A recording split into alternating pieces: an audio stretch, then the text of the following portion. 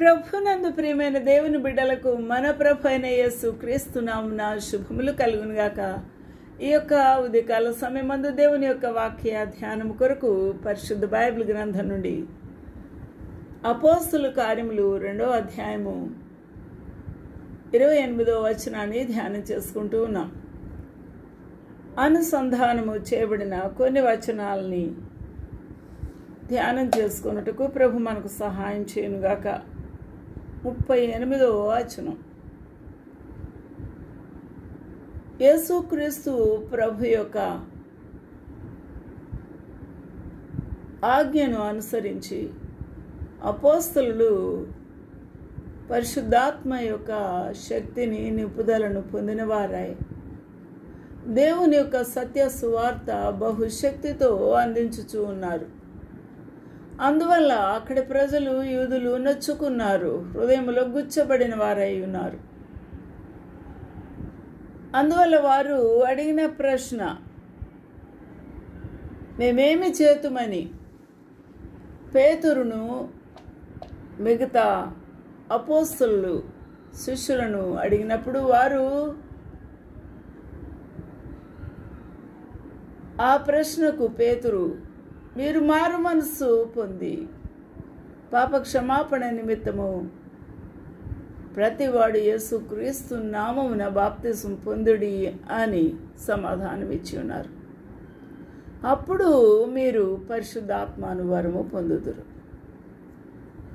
ఈ యొక్క వాగ్దానము, ఈ యొక్క గొప్ప ఆశీర్వాదము కేవలం అక్కడ ఆ సువార్తను వినుచున్న వారికి మాత్రమే కాదు, కానీ ఈ సువార్త అందుకున్నవారు, ఈ సువార్తను అంగీకరించిన వారు, ఆ ప్రభువుని విశ్వసించిన వారు, నమ్మి బాప్తిస్మము పొందిన వారికి అందరికీ ప్రభువు ఈ వాగ్దానము వారందరికీ చెందులాగున ఈ గొప్ప వాగ్దానము ఇస్తూ ఉన్నాడు.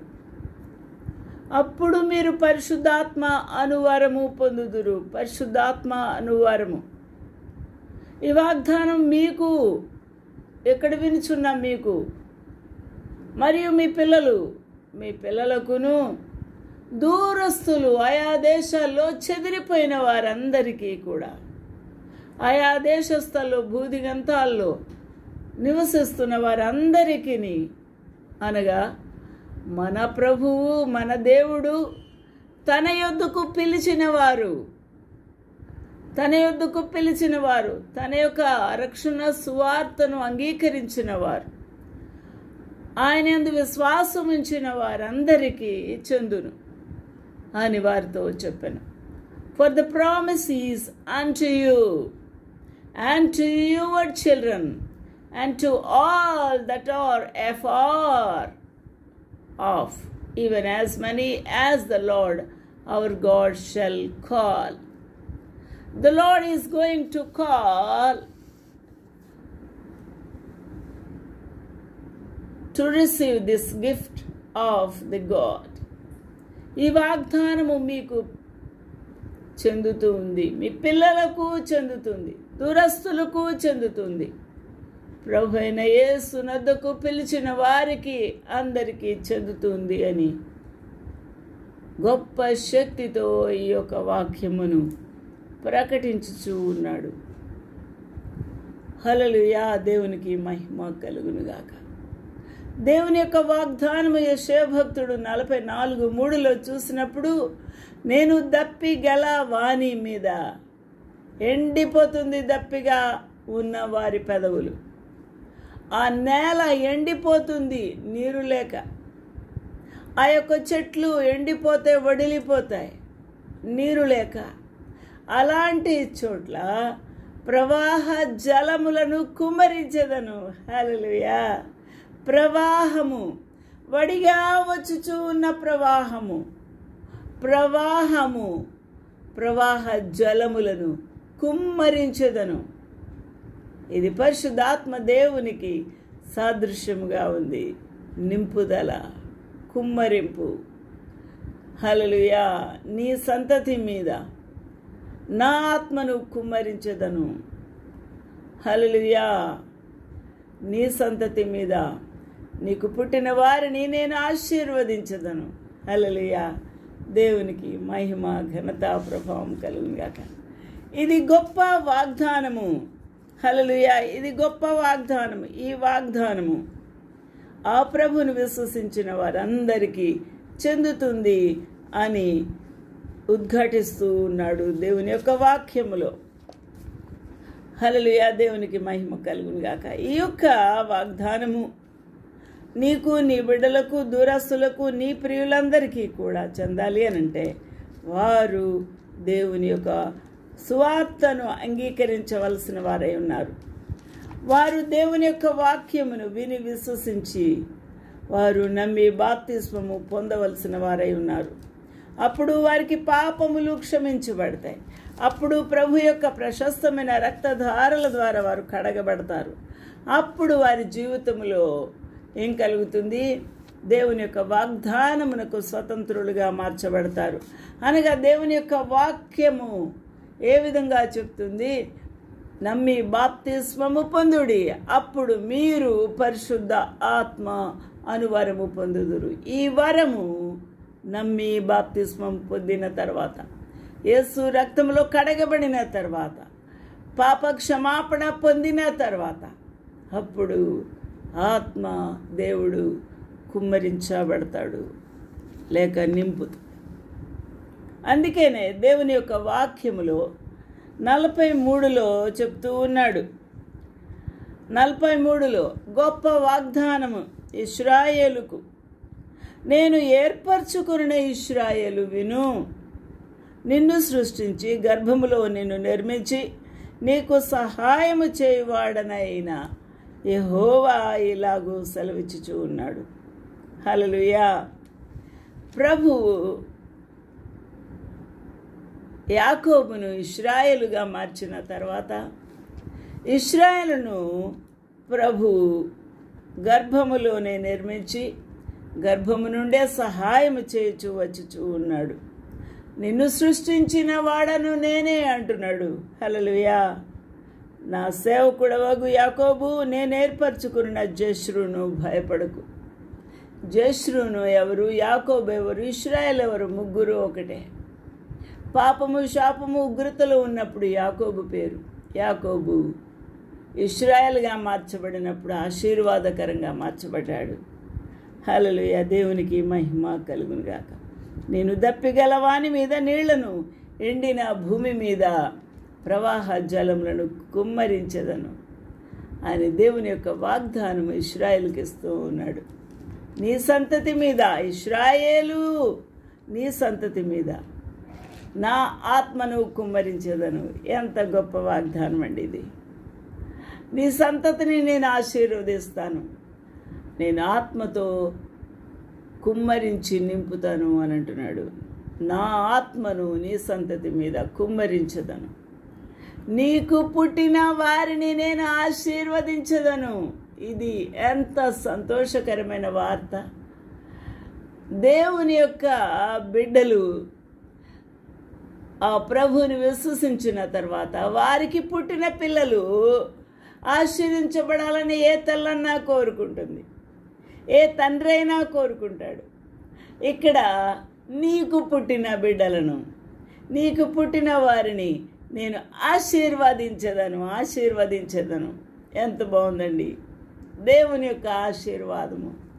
మన కన్న బిడ్డల్ని ఆశీర్వదించే దేవుడు. ఎంత సంతోషకరమైంది. హల్లెలూయా. మన బిడ్డలను ప్రభు ఆశీర్వదించినప్పుడు అంతకన్నా మనకు ఆనందం ఏంటి? అంతకన్నా తృప్తి, అంతకన్నా గొప్ప ఐశ్వర్యమేమి? దేవుని యొక్క చేతిలో ఆశీర్వించబడుట అనేది ఇది మహాభాగ్యము నా ప్రియులరా. హల్లెలూయా. అందువలన ఆ ప్రభు సన్నిధిలో విధేయుడుగా ఉన్నప్పుడు ఆ బలమైన హస్తముల కింద దీన మనస్కుడు అయి ఉండు. తగిన సమయమందు ఆయన నిన్ను హెచ్చించును. నువ్వు ఎంత కష్టపడి నువ్వు బిడ్డలకి చదువు చెప్పించినా, ఎంతో మెరిట్ కాలేజీలో స్కూల్స్లో నువ్వు వేసిన దేవుని యొక్క ఆశీర్వాదము లేకపోతే శూన్యము నా ప్రియులారా. దేవుని యొక్క ఆశీర్వాదం కావాలి. I will pour water upon him that is thirsty. ఎండిపోయిన వాని మీద నేను జలములను, ప్రవాహ జలములను కుమ్మరించదను. And floods upon the dry ground, అనగా ఎండిన భూమి, ఎడారి లాంటి దానిలో ఉబ్బక చేస్తాను జీవనదులను అని అంటున్నాడు ప్రభు. హల్లెలూయా. ఈ మధ్యకాలంలో మల్టీమీడియాలో చూస్తామండి, ఎడారులలో ఉబ్బుకుతూ ఉన్న నీరు వరదల వలె, ప్రవాహం వలె పారుతూ ఉండుట చూసి ఆశ్చర్యం కలిగింది. దేవుని యొక్క వాగ్దానం నెరవేరుతూ ఉంది. ఈ యొక్క ప్రవచన నెరవేర్పును మన కళ్ళారా చూస్తూ ఉన్నాం. దేవునికి మహిమ కలుగునుగాక. Floods upon the dry ground, I will pour my spirit upon thy seed. నీ సంతతి మీద నా ఆత్మను కుమ్మరించదను. And my blessings upon thy offspring. నీ యొక్క సంతతి మీద, నీ పిల్లల మీద నా యొక్క ఆశీర్వాదమును ఉంచెదను అని అంటున్నాడు. నీ పిల్లలందరూ యెహోవా చేత ఉపదేశము నొందుదురు. యెషయా 54:13. నీ పిల్లలందరూ, ఇశ్రాయేలు పిల్లలందరూ కూడా యెహోవా చేత ఉపదేశము పొందుదురు. నా ప్రియులారా, ఏ టీచర్ అండి ఉపదేశం చేసేవారు? ఏ బెస్ట్ టీచర్ అండి ఇశ్రాయేలు యొక్క పిల్లలకు ఉపదేశము చేసేవారు, బుద్ధి మాటలు చెప్పేవారు ఎవరు అండి? యెహోవా దేవుడు. హల్లెలూయా. నీ పిల్లలందరూ యెహోవా చేత ఉపదేశము నొందుదురు. ఎంత బాగుంది. నీ పిల్లలకు అధిక విశ్రాంతి కలుగును. శ్రమపడ్డారు, వేదన చెందారు, దాసత్వము చేశారు, బానిసత్వము చేశారు, అధిక బరువులు మోసారు, ఎంతో కష్టమైన పనులు చేశారు, అలసట తీరలేదు. కానీ ప్రభు కనికరము చూపించి నీ పిల్లలకు అధిక విశ్రాంతి దొరుకును, కలుగును. హల్లెలూయా. All thy children shall be taught of the lord, and great shall be the peace of thy children. నీ పిల్లలకు అధిక విశ్రాంతి, గొప్ప విశ్రాంతి ప్రభు ఇవ్వబోతున్నాడట. ఎంత బాగుంది. ఇంతకన్నా ఆశీర్వాదం మనకి ఏమి? 2-3 ఉద్యోగాలు చేసినా కడుపు నింపలేకపోతున్నారు పిల్లలకు. వారికి ఆపదలు, వారి యొక్క బిల్స్ పే చేసుకోలేని స్థితిలో ఉంటున్నారు. అయితే దేవుని ఆశీర్వాదం ఉంటే ఏం కలుగుతుందటండి? తృప్తి, ఆనందం, విశ్రాంతి, నెమ్మది దొరుకుతుందంట. నీ పిల్లలందరూ యెహోవా చేత ఉపదేశము నొందుదురు. దేవునికి మహిమ కలుగునుగాక. ఎట్టి మార్గము చూపిస్తాడో, ఎంతటి ఉపదేశం వారికి ప్రభువే చెప్పుతాడో అది విన్నవారు ధన్యులు. నా ప్రియులరా, ఇంత గొప్ప ఆశీర్వాదము ఆ యొక్క పాపములు ఒప్పుకొని పాపక్షమాపణ పొంది బాప్తిస్మము పొందిన తర్వాత జీవితము మారిపోతుంది. పిల్లల జీవితము మారిపోతుంది. నీ యొక్క జీవన విధానమే మారిపోతుంది. ఆశీర్వాదముతో నింపుతాడు దేవుడు. హల్లెలూయా. దేవునికి మహిమ కలుగునుగాక. ఈ యొక్క ఉదయకాల సమయమందు ప్రభుని ఆశీర్వదించాలని కోరుకుంటావు కదా. అలా అయితే నీ బిడ్డలు స్థిరపడాలి, ఆశీర్వించబడాలని కోరుకుంటావు కదా.